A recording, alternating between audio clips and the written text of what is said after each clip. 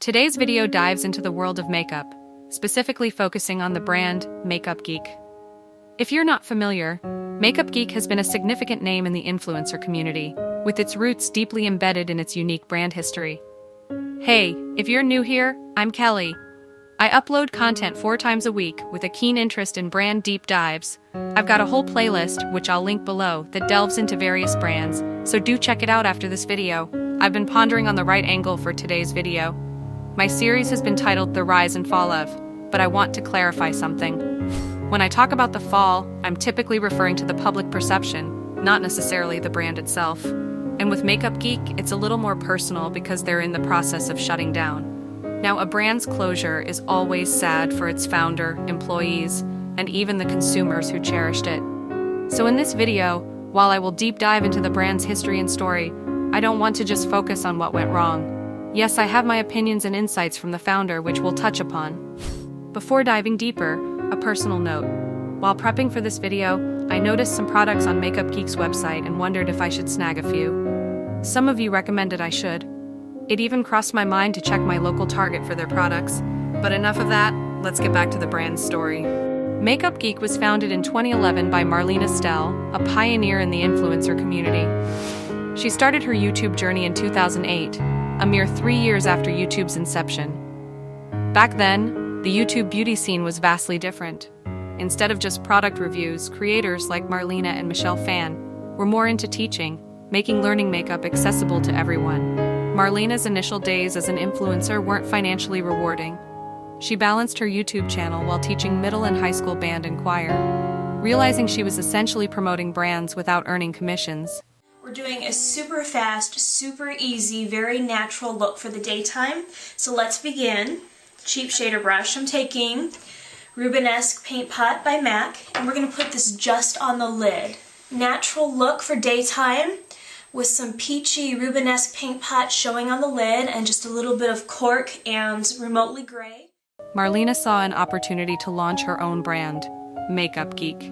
She took the bold step of quitting her teaching job and began searching for labs to produce her envisioned products. After much effort, in 2011, Makeup Geek was born. If you're a YouTube veteran, you'd remember the era of single eyeshadows, especially from Makeup Geek. These high-quality shadows were priced affordably, primarily because they bypassed middlemen like Sephora or Ulta and sold directly to consumers. By 2012, influencers had played a pivotal role in making the brand skyrocket. Interestingly, despite their direct-to-consumer model, several retailers approached Makeup Geek, including Sephora, Ulta, Old Navy, Urban Outfitters, Forever 21, and Target. While Marlena initially had reservations, she eventually embraced a partnership with Target, leading to a successful venture. Marlena's connection with Target goes beyond business. She revealed a heartwarming anecdote about being in Target during a personally challenging time, the passing of her father in 2011. Target, for her, was a beacon of comfort. With the majority of their sales coming directly from their site and a fraction from retailers, Makeup Geek had indeed etched its mark in the beauty world. Today's dive is both an appreciation and a reflection on this brand's journey. I'd like to dedicate some substantial time discussing Makeup Geek's promotional strategies. Makeup Geek, as a brand, has a fascinating trajectory in its advertising strategy. Although they weren't pioneers in leveraging influencer marketing, they were trailblazers. They leaned heavily on influencer marketing in their early days before pivoting slightly away in recent times. The reason for this, as Marlena pointed out, was diminishing returns on their influencer marketing investment.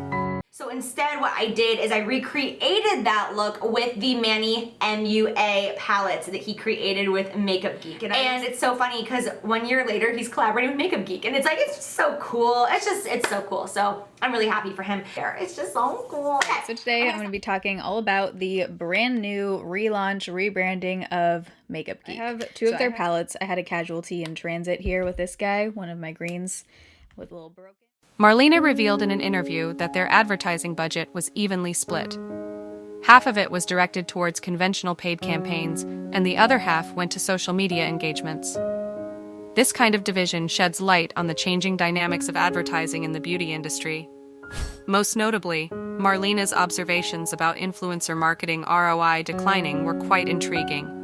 This runs counter to the feedback from several other brands, which claim greater ROIs from influencer partnerships. Their rationale is that influencer marketing allows for precise targeting, while traditional media can often feel like casting a wider, less focused net. However, in reflecting on Makeup Geek's beginnings, one can't help but admire their strategic alliance with influencers, especially on YouTube. That was their primary platform since platforms like TikTok were still non-existent. By 2019, Marlena acknowledged a shift. Their returns from influencer partnerships were dwindling. This was coincidentally around the time of the notorious My Truth video. This video became emblematic of a time when the beauty community was embroiled in various controversies. In this video, Marlena opened up about the skyrocketing rates demanded by mega influencers, citing figures like $60,000 for a single video. This revelation stirred quite a buzz. She candidly discussed the brand's financial struggles, pointing fingers at influencers for not promoting her brand because Makeup Geek couldn't match their rising fees. While many empathized with her plight, some found contradictions in her statements. They remembered her previous stance where she claimed they were moving away from influencer marketing as it wasn't yielding results. This inconsistency led to some confusion within the community. Notwithstanding the debate over influencers' fees, the broader question that arose was whether Makeup Geek had explored other avenues. Could they not have collaborated with micro or smaller influencers? Were there not other strategies to be explored beyond paying astronomical sums to top-tier influencers? Another fascinating angle to consider is the evolution, or perhaps lack thereof, of Makeup Geek's product range. The brand experienced meteoric popularity with its single eyeshadows. However, by 2019, such products were fading from the limelight. Despite this, in 2020, Makeup Geek undertook a rebranding, introducing the Matrix system. The idea was a tantalizing one, a comprehensive palette system allowing for complete customization. On paper, it was revolutionary, but in practice it might have been better suited for a 2012 audience. The timing, of course, was less than ideal. The Matrix system's debut unfortunately coincided with the onset of the pandemic, leading to production and distribution challenges. Marlena admitted that the pandemic-induced slowdowns severely hurt the brand. However, one can't help but wonder, had the Matrix system really been a sustainable long-term strategy, pandemic or not? Its USP was the idea of enduring, customizable palettes that consumers could hold on to and refill as required. But from a business standpoint, such a model doesn't encourage frequent repurchasing. It stands in stark contrast to brands that frequently launch new collections to ensure consistent customer engagement. Marlena's entrepreneurial journey, though filled with challenges, has showcased her adaptability. While Makeup Geek has had its ups and downs, Marlena's spirit remains undaunted. She has diversified into clothing and expressed her interest in venturing into newer arenas. In conclusion, the beauty industry is fast-paced and ever-evolving. Brands like Makeup Geek, Becca, and Coastal Scents, which once stood tall, have faced challenges in recent times. Yet their legacies and the lessons they offer will remain invaluable for emerging brands. If this discussion intrigued you, do consider subscribing and liking the content for more in-depth analyses in the future.